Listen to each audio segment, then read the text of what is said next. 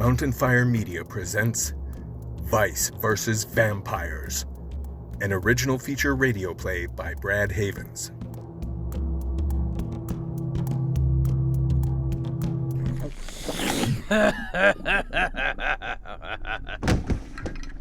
These fools are acting alone. For the time being, allow them to leave. Once we have confirmed their uselessness, we will destroy them. Come, Carl. We have been distracted enough. Our time to depart draws near.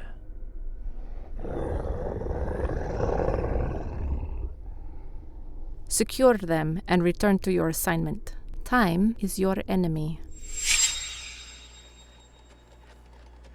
Turns out, Carson wasn't going to the harem. She wouldn't fit in with their usual trade, so they put her aside and let their king decide what to do with her. I imagine whatever he told her, she wasn't too impressed.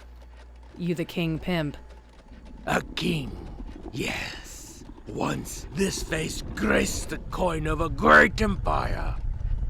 All who lived did so knowing their tools and their weapons, their clothes and their food.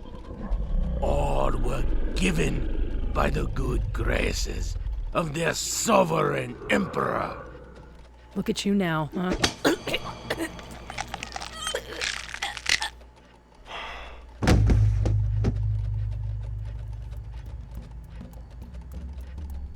I don't know how long we were out, but they took advantage of that time to find out everything they needed to know about us. I wish I could say it impressed them. The policemen are actually wanted for suspicion on multiple charges from conspiracy to murder. True, Cossacks. It makes no difference. We leave immediately upon the sun rising, never to come back here again. Have them destroyed after our departure. I want nothing more to do with them. Your will, my master. Now it was down to just Darren and me. When we did come to again, we were hanging against a wall with our arms in the air. Obviously, we couldn't stay that way.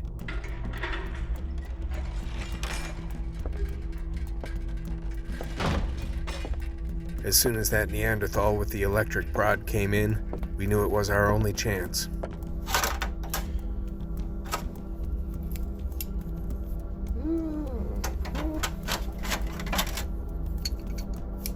Hey, no kissy, no touchy. Ha! I had just enough time to help Darren get free before that palooka hit my leg with his taser. I went down. But I saw Darren fight like I've never seen him fight before. He took that giant down, and, well, it was brutal how he killed him.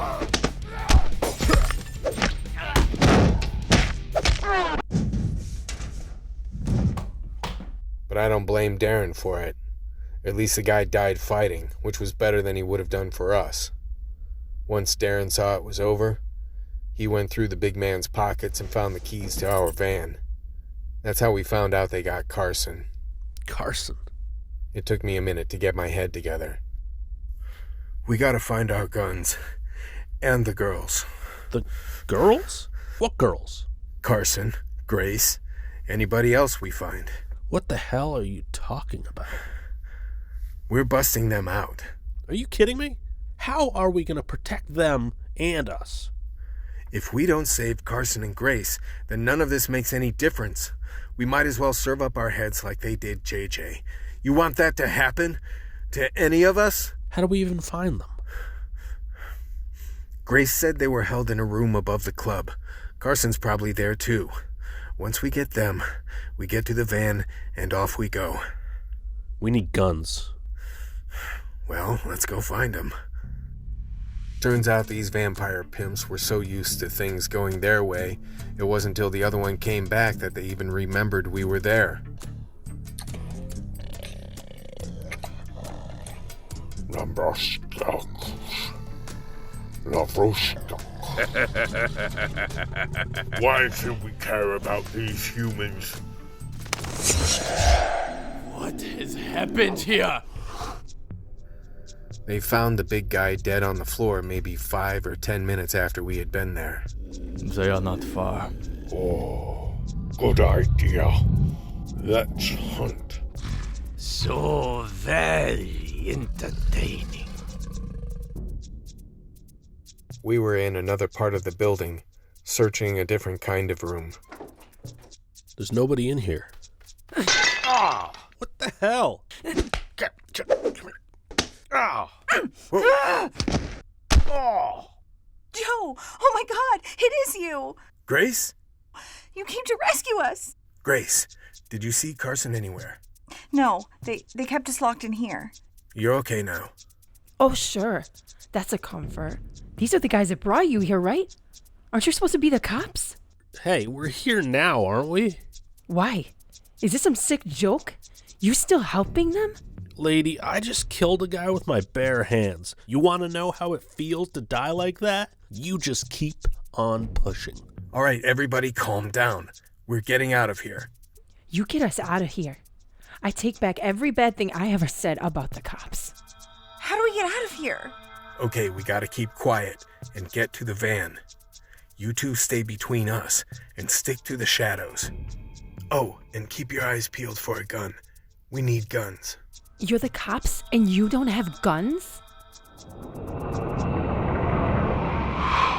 By this time, those monsters and their human servants were all about the hunt. We knew they would be searching for us, but we thought that we still had a chance. We never had a chance. They will be thinking of escape. Kill them all. Wait. How many more vials do you have to prepare? Only one, Master. 2 more. When you finish, you come to me, yes? The dawn comes. Only open this door for the masters or myself. Shoot any outsider. They went on making their precious elixir. But they didn't have to worry about us. All we were doing was trying to escape. Okay, I think this is the garage. I'm usually not one to panic, or scream my head off when I get scared. But that fat bastard, Carl, had snuck up behind us, and now it was time to fight or run. I ran. Darren barreled up from behind, and with the girls between us, we all sort of fell through the door into the garage. That's when I ran into the skinny one from outside, Nico, and I started swinging. He dodged and slipped past me like I was some boy in his first grade school fight. Carl jumped on Jade and took her down. Hey! Darren tried to help and wound up squaring off with Nico. Darren swung that pipe hard enough to take Nico's head off, but instead he nearly scalped him. Flap of skin off the top of his head lolled from left to right until Nico put his hand up and pressed it down, fixing his hair. What the hell? He looked really pissed. What did you get us into, Joe? The one person who kept her head in all the confusion was Grace. She got to a door and held it for us. I was on my way to her when I heard Darren. Looking back, I saw he'd been mixing it up, but now both he and Jade were caught, and these things were biting and chewing into them, drinking their blood. Darren! Darren's eyes focused on me briefly. Jesus Christ! They really are vampires. It was too late for them. I couldn't believe what I was seeing, but I couldn't look away either. If Grace hadn't snapped me out of it, Joe! I would have been next. Grace, what? I couldn't blame her for leading us back into the throne room. She just panicked, running anywhere they weren't, and so was I. It's just bad luck we ran back into the trap instead of out of it. Take the cow. It was another one of those cheap thugs in an expensive suit, looking at us like we were something smeared on his shoe. I hate those kinds of people. So when he got close enough to put a hand on Grace, I went off. That lady may have had a pistol, but I was bigger than her, and she didn't know shit about fighting. I ripped her blouse open to distract her, make her want to cover herself up, which she did reflexively, but not before I saw that talisman hanging from her neck. I grabbed it and snatched it off of her. Now I had the gun and the talisman. I pushed that lady into the king vampire behind me and jumped for Grace. Master.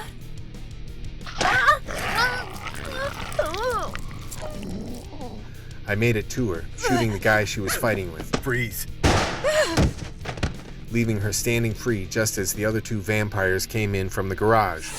The one that killed Darren came at us, whirring with speed, and I had just enough time to hold up the talisman in front of me. The moment he touched me, he exploded into a fine dust that covered me and Grace. As I tried to understand what just happened, I looked around at the scene. The king vampire had that lady in his arms and was eating her whole. I noticed that weirdo Mr. B holding a thick briefcase. He was drenched in someone's blood, probably that lady's, and when we made eye contact, he freaked and ran back the way he came. As the dust fell off my body, I noticed the other two vampires were staring at me in shock. That was our chance. Run for it! We ran. We charged the door to the garage. I shot every last bullet I had, and I swear, we didn't do anything to that fat vampire but annoy him. He saw what happened to his friend, so he cleared out of the way as we ran for the van. Fire it up! I'll get the door. I could hear the big boss vampire try to rally his troops. Grace took the wheel as I wrestled with our lockbox.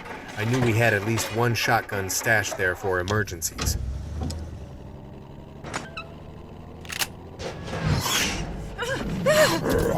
The morning sun was rising, and this guy, Carl, seemed to start smoking in the daylight. Good.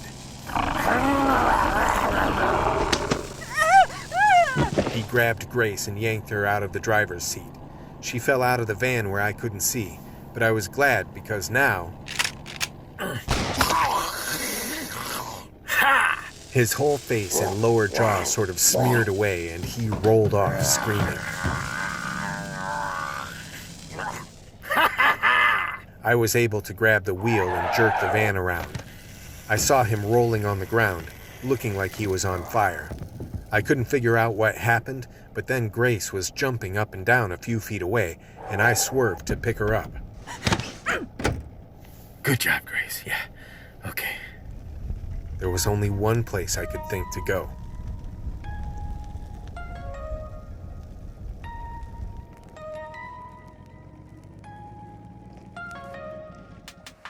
I would find out later that the briefcase Mr. B was holding had the elixir in it. So before he came after us, Vlad, that king vampire pimp, went after Mr. B to collect his due.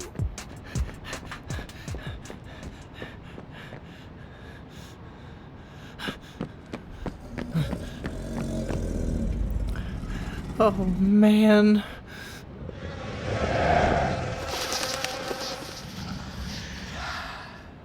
Here. It's all here. I figure I'll just call my people.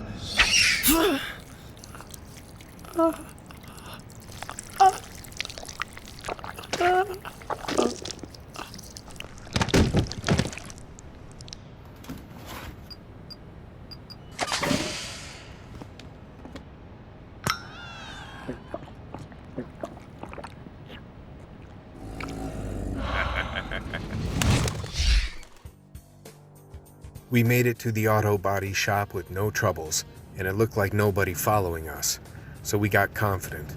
And even though it was a good hideout, we probably took a little more time than we should have to get out of there. I noticed I still had the talisman wrapped up in my hand. I didn't know what else to do with it, so I shoved it down my pants. I figured it was as safe there as any other place. You know how to use one of these? AK-47, right? Yeah, I can shoot that. Oh yeah? Where did you learn to shoot one of these? This thing called the internet? That's Chinese model, right? Right. It'll be loud. I'll be okay. I gotta say, once we understood each other and were working with a common goal, Grace didn't hesitate. We gotta move fast and cover each other. Sure thing. She didn't ask questions or waste time. I thought about my team and all the shit that went down. And then I thought that of all the lives that were lost, at least we saved this one. At least we did that. And then I saw him. The king vampire staring right at me, looking more animal than human. Oh, shit. He was smiling at me like he was looking at a piece of steak. Grace, get out of the way! But she didn't get out of the way. She just stood there, facing the monster. He turned his focus to her. And then she slowly turned and looked at me. Grace? Put the gun down, Joe. What? Put it down, Joe. We don't need to fight anymore. She stepped closer to me. She unzipped her mechanic's jumpsuit all the way down so I could get a good look at her.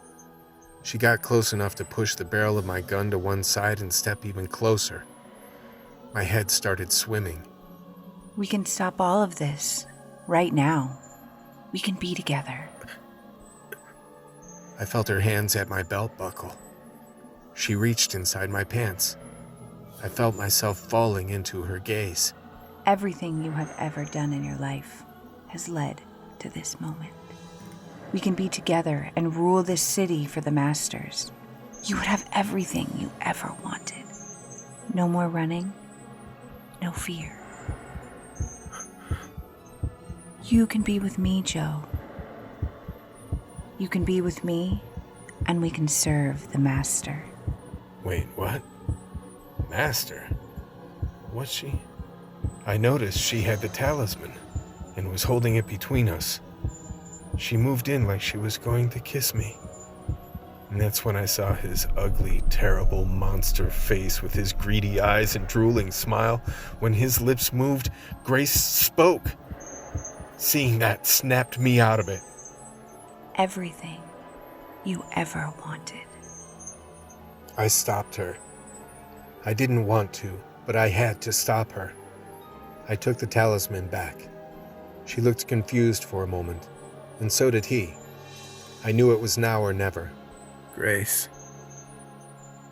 Sorry for this. I shoved Grace in the van and slid the door shut. I held up the talisman for him to get a good look. Now it's just you and me. Give that back! You have no right to possess that talisman! Really? Why don't you come and take it then? Here! You have no understanding of what you hold in your hands. I understand one thing. You come near me, and I'm gonna fry you like I did your buddy. And that's all I need to know. You think you may escape? I think you're gonna fry. I kicked the peg holding the sliding shutters in place, flooding the shop with the morning sun. He seemed worried for a minute, even threw up his hands like he was protecting himself. But then nothing happened. I didn't know it then, but I know now it was that elixir he had them make from those dead babies. Somehow it protected him from the sun. That meant I had only one option left. He looked surprised when the bullet hit him, like maybe he was able to walk in the sun, but he wasn't bulletproof anymore. I decided to test that theory. Yeah. He held up the briefcase as a shield. I did enough damage to make him drop it.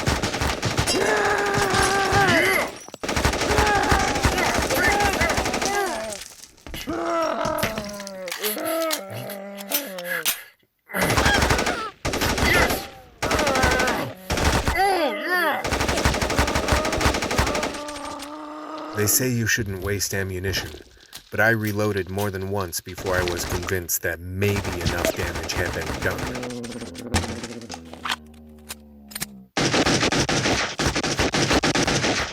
When I had finished shooting, he wasn't much more than a tore-up meat sack. And we had to go. Grace! Open the door! Grace! Open the door! What happened? Thank God Grace was alive. Grace, Joe, open the door! what happened? I'll tell you later. You okay? Yeah. You ready to get out of here? Hell yeah. Scoot over. I climbed in and started it up. Joe? Grace threw her arms around me and gave me the best kiss of my life. Let's get out of here. Hell yeah. I put it in reverse and we got out of there. We never looked back. Maybe we should have. When I was emptying as many bullets as I could find into that monster, I shot up his briefcase too. Turns out there was just enough of that stuff leaking out to get close to him. He may have been shot up and starting to burn in the morning sun, but that elixir kept inching closer and closer to him.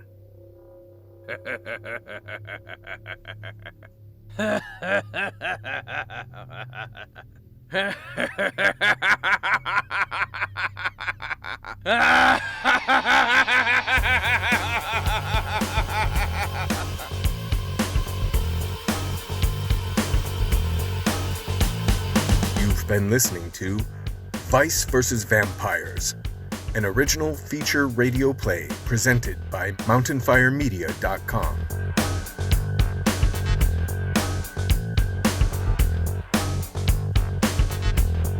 Featuring vocal performances by Brad Havens, Courtney Hetrick, Michael Christensen, Shannon Mucko, Austin Reno, Robert Felstead Jr., Kristen Naomi Garcia, and Lauren Florek.